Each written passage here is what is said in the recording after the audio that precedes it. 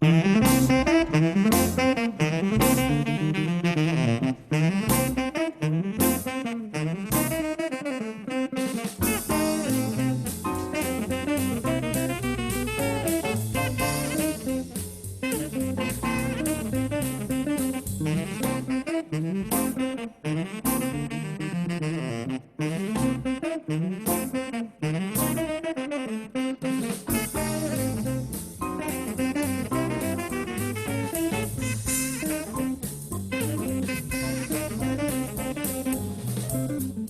evening, everybody.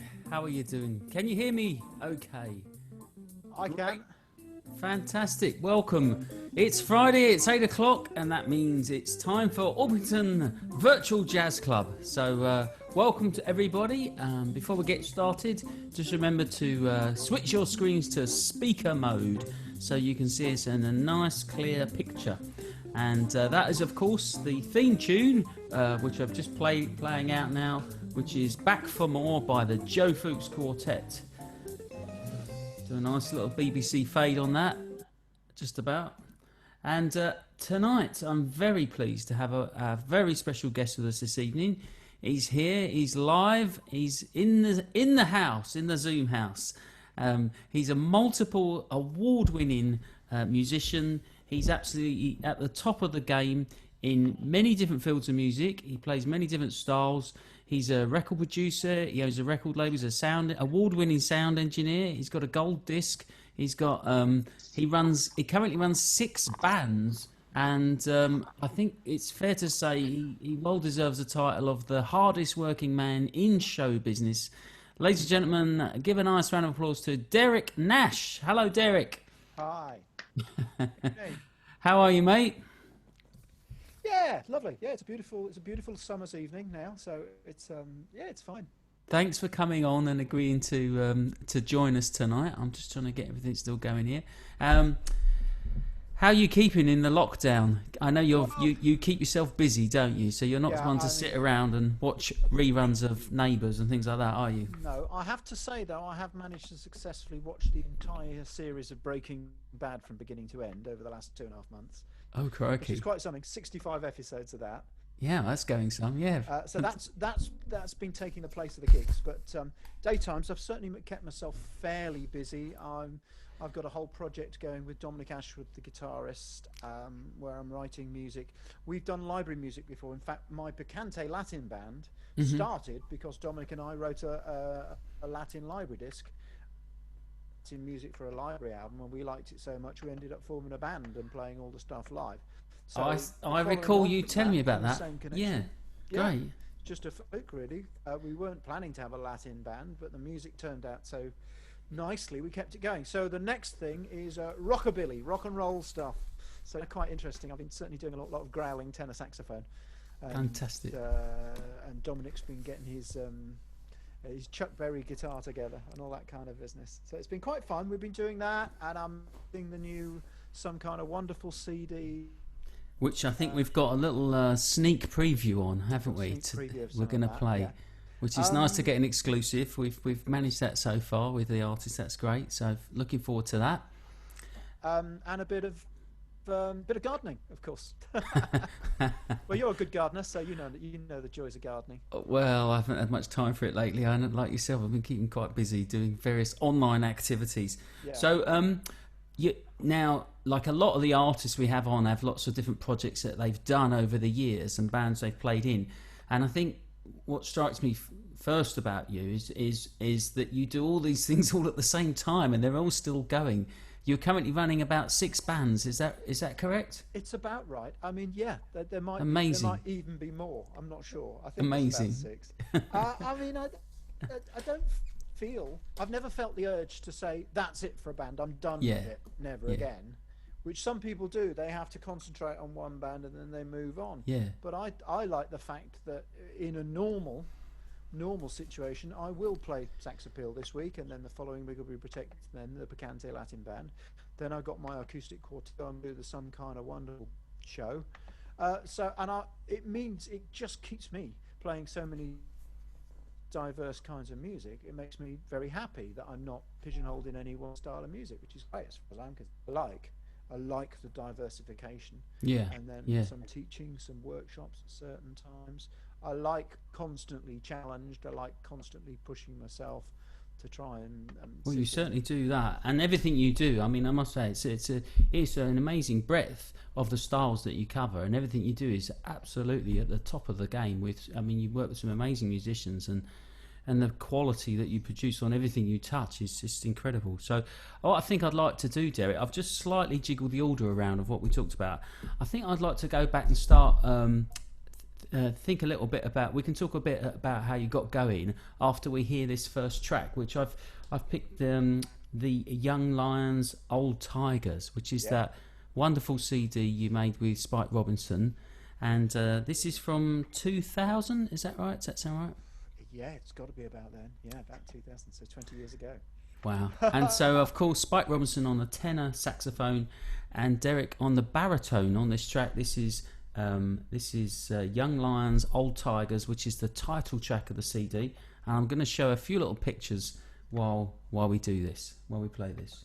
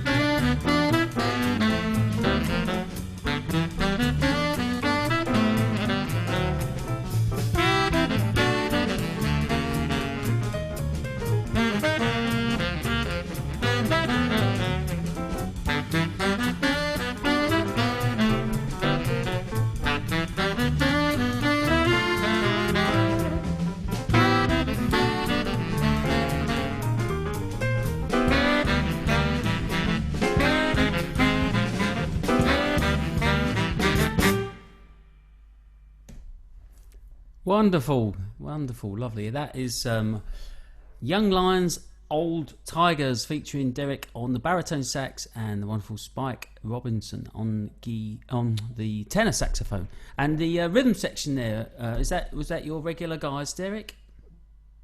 That was the regular guys from that band, and there's a very interesting thing, the way it comes full circle. So that's 20 years ago. That was Nick Weldon on piano.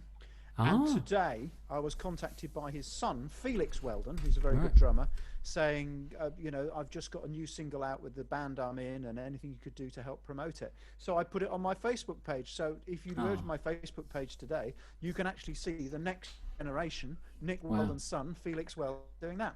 That was Cater on drums and Rob Rickenberg on the bass, and that was the regular touring band. That, and Spike, bless him, who took me under his wing. And that email says so much. Got me going nice and early. We tried it twice now. Hang on a sec. Sorry, sorry. Let me just unmute you now, Derek. So that's all right. No problem. There we go. That's it. Twiddle the twiddles and the knobs, and I think I'm getting the hang of it now. Right, we should be fine.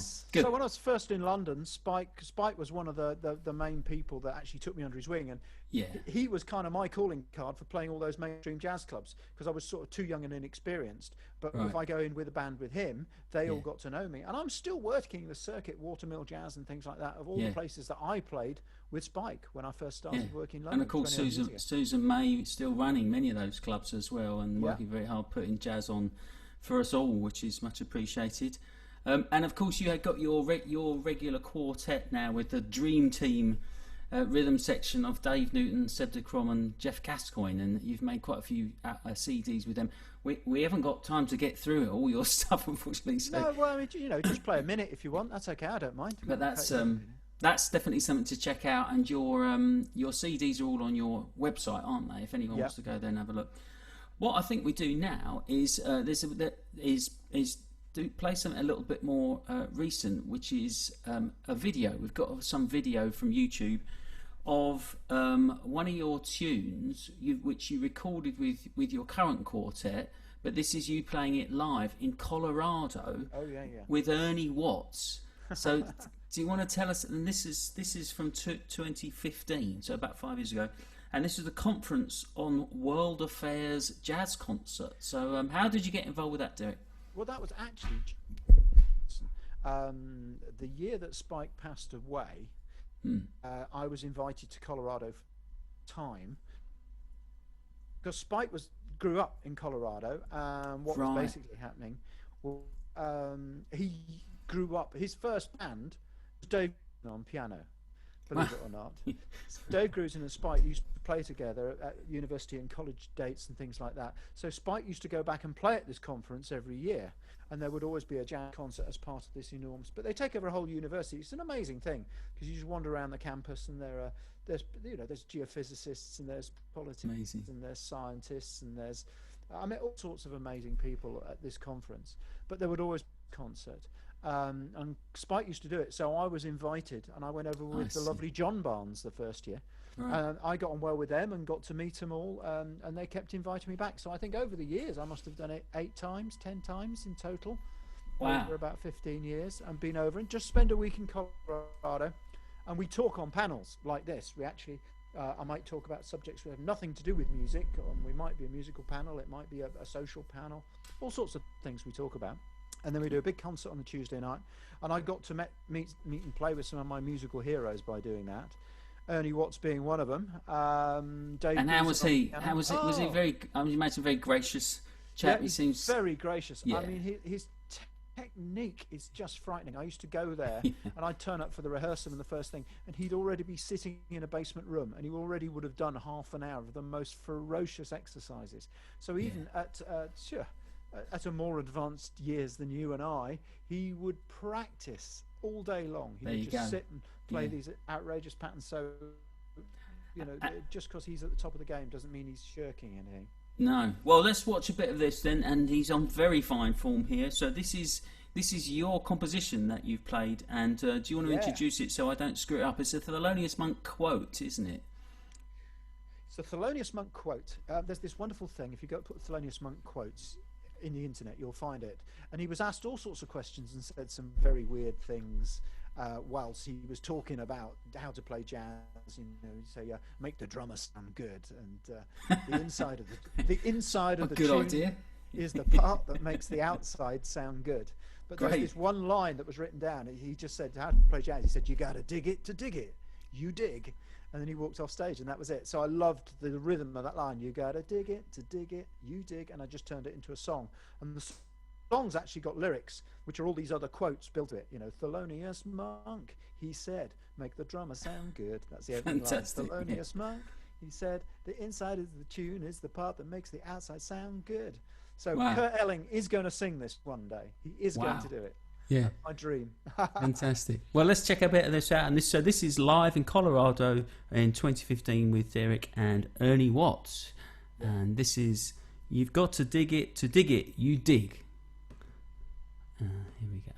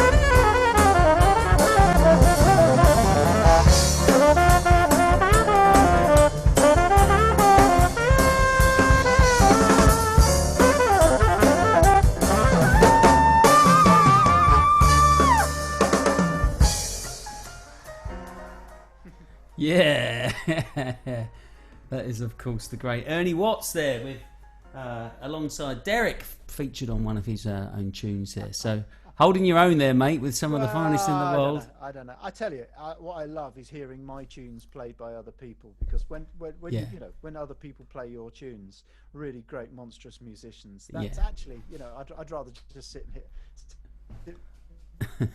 back and let someone else rip apart. It's amazing. That's what I love about Sax Appeal.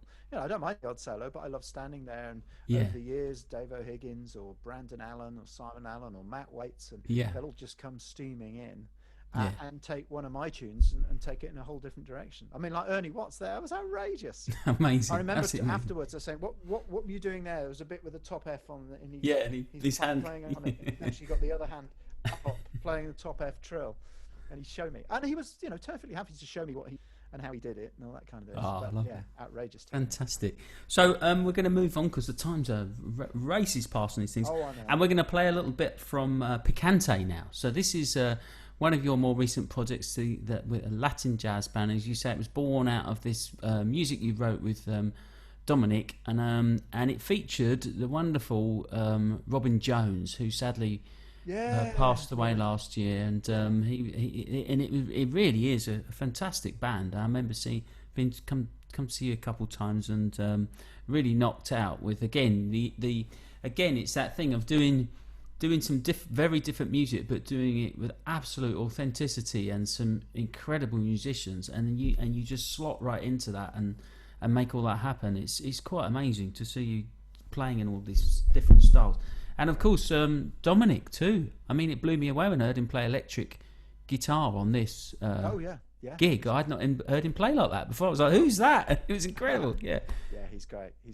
I mean, I really like working with Dominic, and we write very well together. There's always a tussle because we only care about getting the compositions as good as we possibly can. So if it needs rewriting 10 times, we rewrite it 10 times. Yeah, well, there you go. And then eventually we end up with something that we're really proud of. And I think compositionally that's what it's all about, because there's too many people playing jazz on very average tunes these days, and it's all about writing really good tunes which give you a vehicle to actually take it somewhere. Good point. Right. And this is from your latest album. There's 2 albums with Picante, isn't there?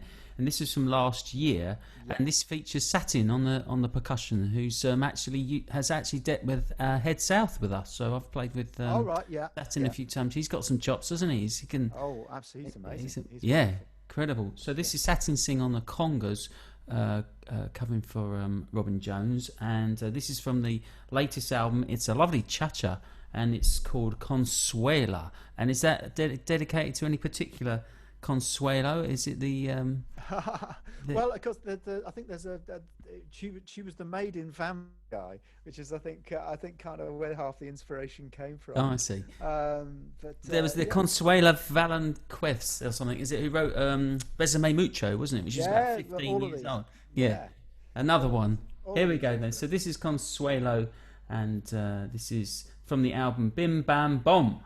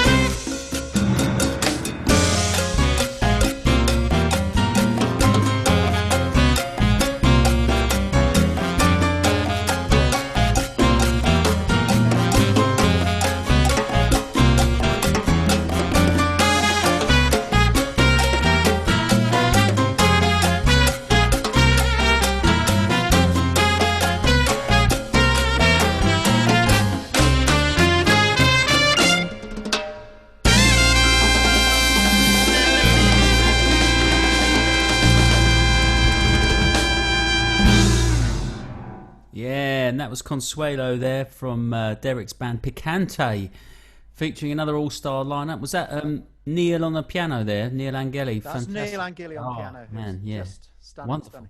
I love the photographs. I wanted to almost talk about those photographs. It's sort of the world from my point of view. I sent you some photographs of what it's like to be on stage. So there's the Albert Hall in there. Great. I wasn't sure if it's a shot of Glastonbury or one of the car fests, but it's one of those things where you just get a sea of people when you're out there. Fantastic. But it's also that thing of being on television and famous bums that I have seen. Stood behind people. And there's one of those shots you may not realise. That was when Peter Kay gate crashed a gig I was doing with Jules in Wigan. We were in Wigan, and Peter Kay decided to come on stage, and nobody had seen him. He hadn't done anything for a couple of years.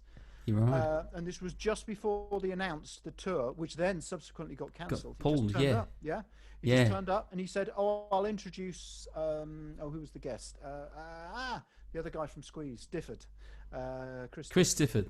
Yeah, comes and does. So he was introducing Chris Difford and ended up doing a complete 10-minute routine, which was on stage with Peter Kay for 10 minutes. Fantastic. And then there's another shot of Gregory Porter from behind, and Imelda May, and who else was in that shot? John Cooper Clarke. Did you spot John Cooper Clarke? No, I didn't see that. That was quite a fun lineup. And then so this really has been the day job now for a little while as well, hasn't it? Yeah. We're getting onto sort of.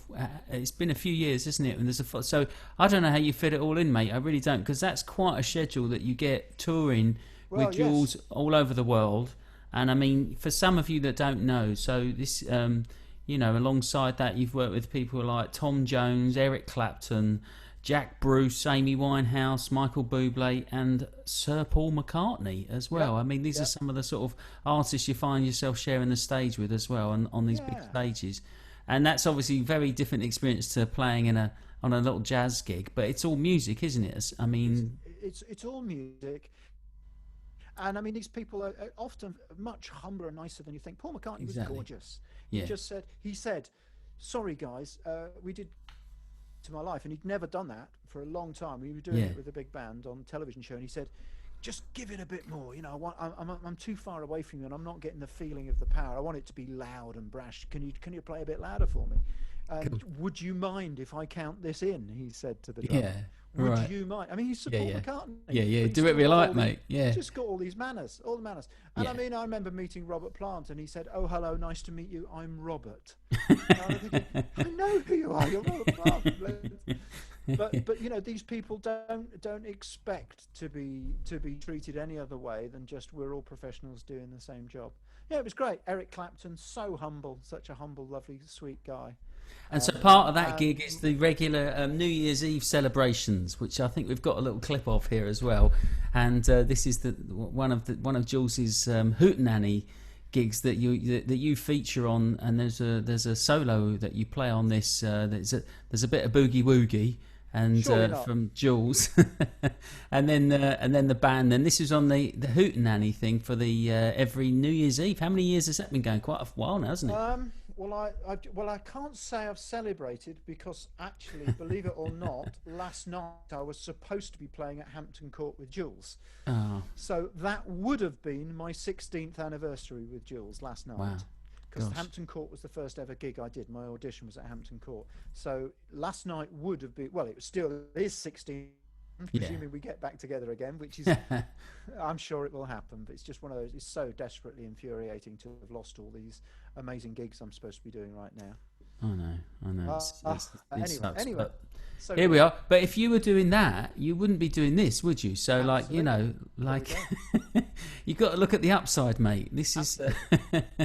So we're going to watch a little bit now of the hootenanny featuring Derek with Jules Holland Orchestra on a TV show, and we've just got a little clip here.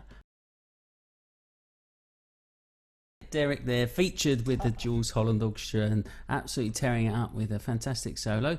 That must be a lot of fun doing and playing with a great big band like that. And I do have it on very good authority from my wife that he's an absolute gentleman and treats all the musicians incredibly well. And, he's great. He's one of the best. Well, they always say the sign of a good boss is staff turnover. If you've got a dodgy company, if the staff keep leaving and new people all the time, that's a sign of a dodgy boss. If you've got faithful staff that stay there, it's a sign of a good boss. Well, I've been 16 years, and I'm one of the newest members of the band. So some people have been there 25 years. I mean, there's the amazing Gilson on drums has done 37 years with Jules. Gosh, and he's actually a very fine artist, isn't he? And I noticed in your pictures there's one of his drawings of you in there, isn't it? Is that right? Yeah, it's a beautiful drawing. Yeah, you showed that earlier on. That's Gilson's actually personal art, and he gave everyone one Christmas. We all got a personal drawing by him. Wow. And it's fantastic. He's an amazing artist, and I really cherish that thing, and I thought it'd be nice to share. And it is a real band, isn't it? Because like as you say, it's a regular lineup. I mean, it's approaching 100 gigs a year. Yeah, gosh. I don't even fit it all in. I really don't. That's amazing. It's a wonderful thing to actually be part of a machine like that. The power, you can feel it. It's so well oiled and so well rehearsed. So we all miss it. I mean, I'm still talking to the guys behind the scenes, and we're all desperately hoping that the tour will happen. We've lost work completely. The tour's scheduled to start very end of October, November and December. We've got 35 dates. We're just desperate it's going to happen. But, we're supposed to be playing 2 nights at the Albert Hall, and the Albert Hall's saying, well, can we open or not? Or will we still be even there? So it's a frightening time for a band that size. And Jules has been amazing. He doesn't need a band that size. He could earn money just with the sort of 6 band. Yeah, but he loves the band, and he's faithful to all of us. Yeah, he's really supportive to us and all our careers. That's amazing. He's a great guy to work for, I have to say. It's really amazing. So, so don't forget, folks. Although we are doing this for free, of course, to get entry, we do appreciate any of the tips and donations that many of you make every week, and it really does go a long way. And so, thanks very much for that. And I'll be sharing that with Derek. So, any tips you can put in through the PayPal link, I've just put it up there. You can also see it on the website, and it's on your email that you got. So, PayPal me/Buster Birch. And don't forget, if you've got any questions for Derek, put them in the chat box, and we'll get those answered as well. So what I think we're going to do is going to move on now to, of course, Sax Appeal, something that must take and more of your time, something you've been doing a very long time, multiple award-winning band, a lot of your arrangements, obviously all your arrangements, a lot of your compositions, I know you write a lot for as well. And once again, a sort of absolute stellar lineup and of an all-star band that you've again kept that together with a fairly regular lineup, haven't you, with that band for a very long time? Again, so there we go, sign of a good boss, mate. Well, the thing about Sax Appeal, it's sort of in a way been. It's a little bit like the Blakey thing. I've always looked for the most amazing youngsters that you can find. Right, yeah. And they've come through the band and then gone on to their own careers. Like Marsalis went through the Blakey band. All these people. So people like Nigel Hitchcock was my first lead alto. I didn't know that. First album features. He's not bad, is he? Yeah. He's not bad. And Dave O'Higgins was on the first 3 albums. Then I got Tim Garland before he joined Chick Corea. Right. All these people started slumming it. Yeah. I mean, the current Vasilis Xenopoulos has been doing a lot of gigs with us recently, and Brandon Allen and Simon Allen, all amazing tenor players. Matt Waits on lead alto is fantastic, and Gary Plumley's been doing it for a long time, hasn't he? Doing it for a long time. I think Gary's on every album. Gary and Bob Mackay and me are on every album. Wow. Gary keeps going to India for 6 months and touring around the world, but whenever he's back, it's always such a pleasure to play with him. So. And speaking of Bob, there's a picture in here somewhere coming up of you, a very young you at Nigel, I guess that is, with the red T-shirts on. That's Bob standing next to you, is it? No, that is What's Sax that? Appeal. That's Sax Appeal. Oh, wow. Really early days of Sax Appeal. I thought that was a Nigel thing with the red T-shirts. But it is Jamie Talbot on alto and Dave Bishop on tenor and Pete Hurt on tenor and Bob and me. I think it's white trousers and red sweatshirts. That was brilliant. Really early Sax Appeal when we first. Fantastic. So but what we're going to do now, again, we're going to show a video, which is, we won't be able to see it all, but I'll probably just play the head. Now, this is a commission that you got paid to write a piece, a suite, for the Watermill Jazz Club to celebrate, was it their 20 years anniversary or some anniversary? Yeah. And this was in March 2014, and they shot a film, a very nice film of you performing it. Yeah, it came out great. Yeah, and the sound is good. So we're going to play a little bit of that. And this is a piece called Spark, which is one of the movements of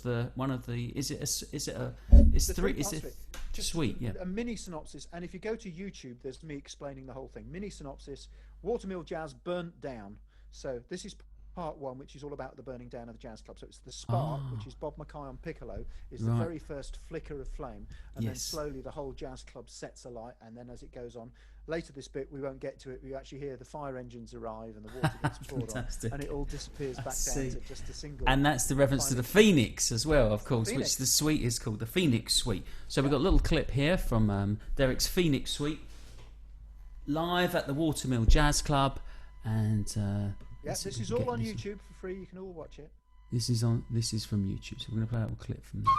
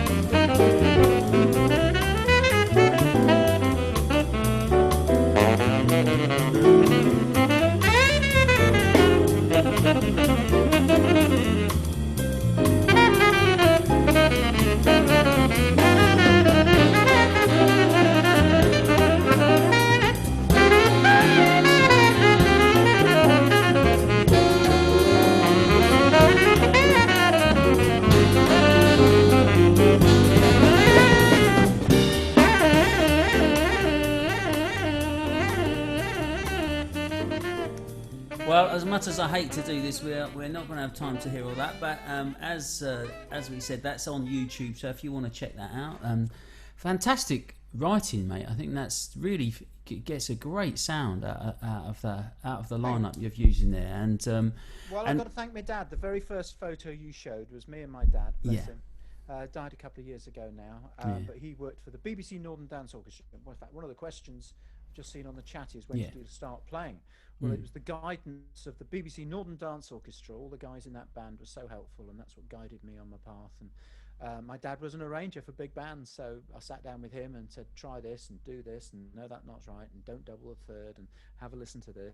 And so you were in good hands there. See what you can do. And fantastic. Yeah, so that's where it all comes from. And so that presumably that was the debut of the performance of that piece. Am I right? That was it. Yeah. So what people perhaps don't always quite realise is, when you've got a large ensemble like that and you're writing brand new music that's going to be played at a gig like that where they're filming it and recording it, and you've got some of the finest players around. But of course, those sort of when you work with people like that, naturally they're very busy, aren't they? Yeah. So it can't be easy getting people together for rehearsal like that. So I mean, was with a piece like this? Can you sort of pull them in a little bit? Because then, unlike the orchestral business where everyone gets paid for rehearsing, that tends to not happen in jazz, does it? Because it's just not possible. So this is why it's hard to get people together. One of the reasons. Hard. All that happened with that gig, and it really was on a shoestring. I got people together for the afternoon, so we ran it once in the afternoon. Amazing. But saying that, Simon Allen then got a TV show. So Simon Allen, that was Brandon Allen soloing, but stood next to Simon Allen, didn't make it. He came in and sight read that on the night, which is a bit crazy. So that's the other answer, isn't it? Just use really brilliant musicians. Yeah, that's the answer. Yeah. He Yeah. came and sight read that, and I mean, it sounds fantastic. I was quite surprised because it's funny.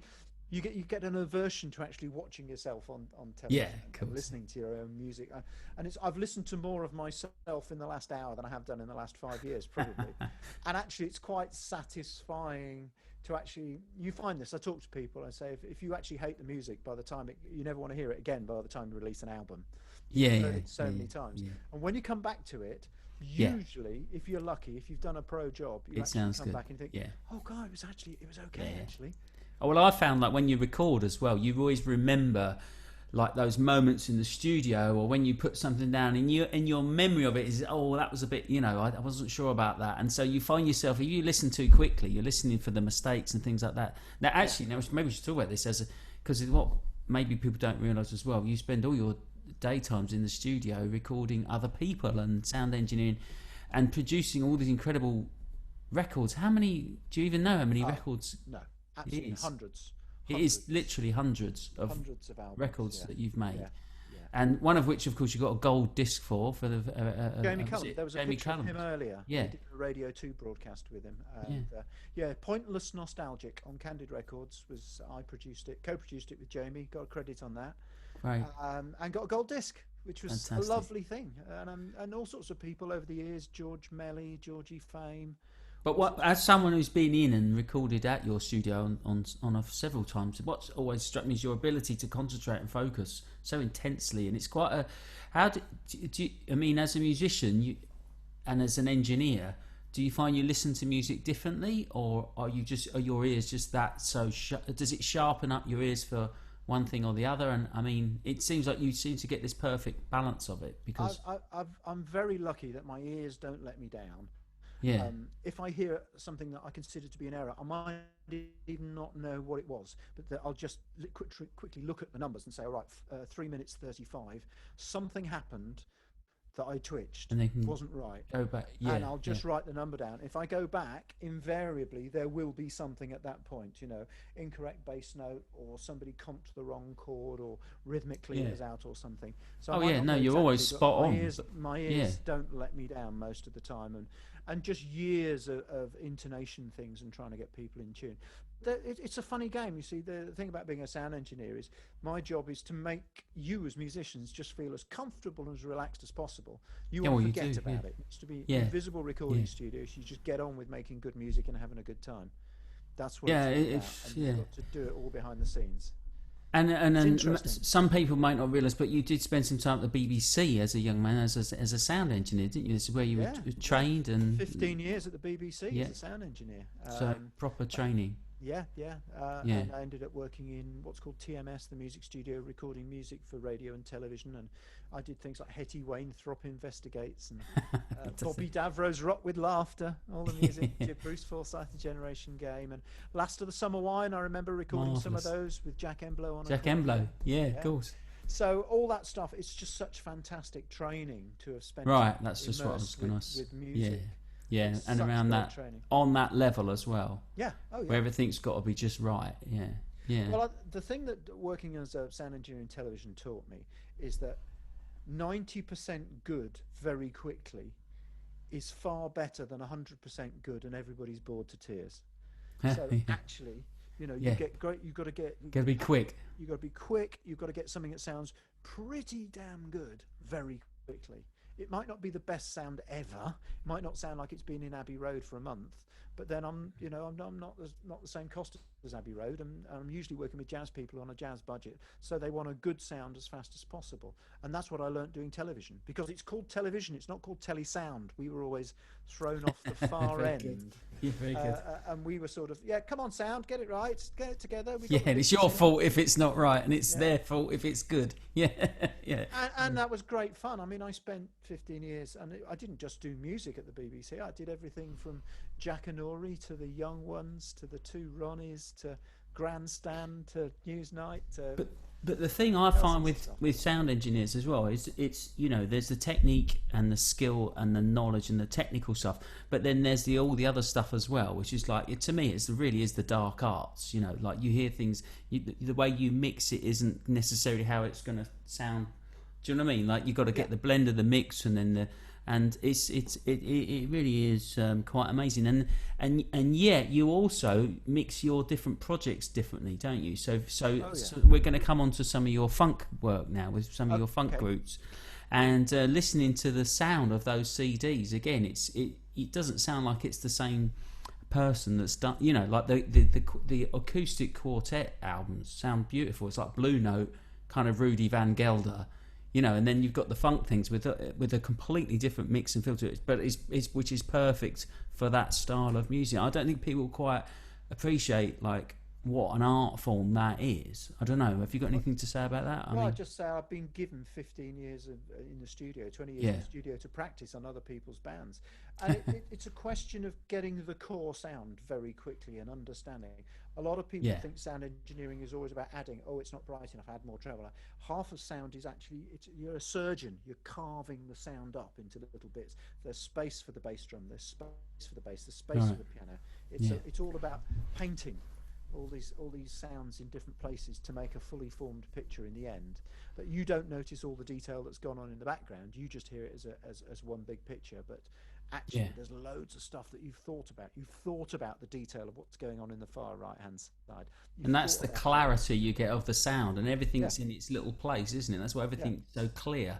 Because I think sometimes when people mix things, they just balance it out, but it all sounds like woolly. Do you know what I mean? That sort of sound. I don't know. Like I say, it's the dark arts to me. I'm always amazed by. Absolutely, it's often about what you take away, not what you add. Cool. Well, let's move on quickly because the time is flying past, and I just want to get onto this. So we've got a little exclusive here, ladies and gentlemen, and this is a track that's coming out soon. Hopefully, is it this year sometime? And you don't know what I'm going to play, do you? Don't worry about a thing. So this is the band with Noel McCallagh, and your another one of your projects, the Funk Experience.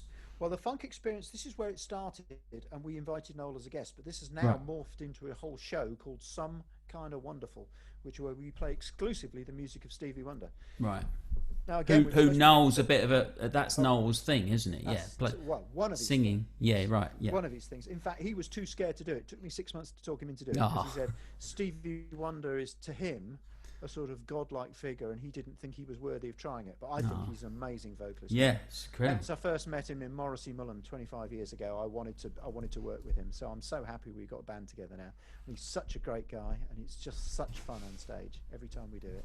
So let's hear a little bit of this. This is Don't You Worry About a Thing. It's a Stevie Wonder tune, and it's not out yet, folks. So you're getting another exclusive here. Here we go.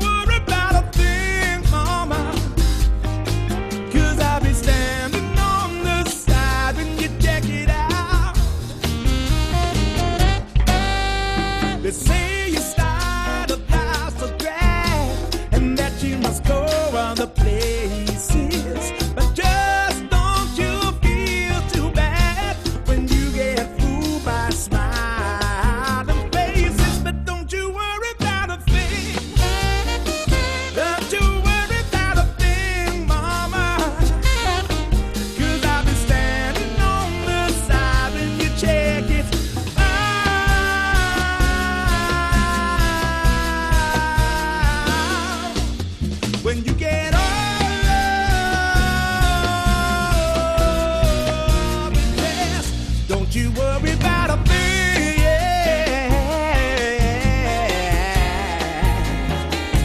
Don't you worry about a thing.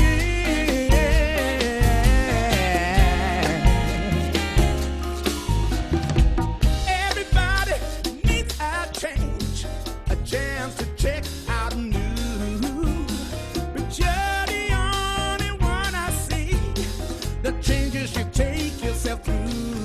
Well, we are coming to the end of the hour. I think we're going to run over just a little bit here. So if you do have to go, thanks for joining us tonight. I think we could do another few minutes, Derek, but I know some people like to check out at 9. So don't forget the tip jar there. That's paypal.me Buster Birch, and I'll be splitting that with Derek. So let's give a big, warm, nice round of applause, a virtual round of applause for our guest artist tonight, Derek Nash, ladies and gentlemen. What an amazing musician, and all the accomplishments he's had is absolutely incredible. This is his new project, Some Kind of Wonderful, featuring Noel McCullough, and I just don't like talking over your playing. It sounds great. Don't worry, I've heard it all before.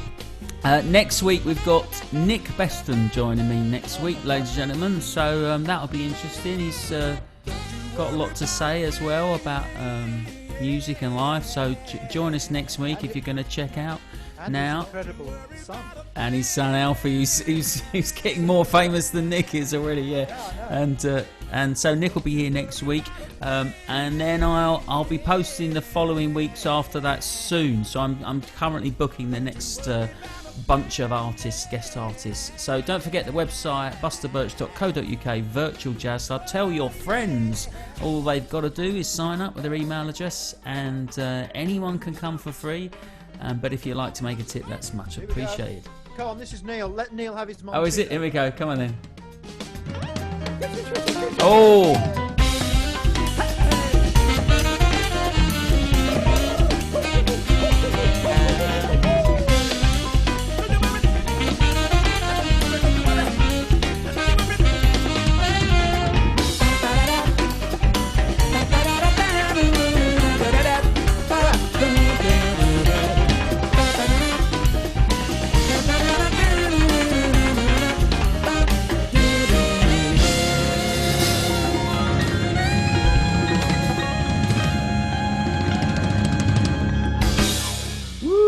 And what a great way to finish. Thank you very much, Derek. It's always a pleasure, mate, and I appreciate you taking the time to come and join us this evening and share so much with us. We really appreciate you and all you do. Once again, ladies and gentlemen, Derek Nash. Derek Nash. Thank you very much. Thanks, mate. Take care. Good night, everybody. See you next week. Tell your friends, and don't forget the tip jar. Thank you very much. Take care of yourselves. Good night.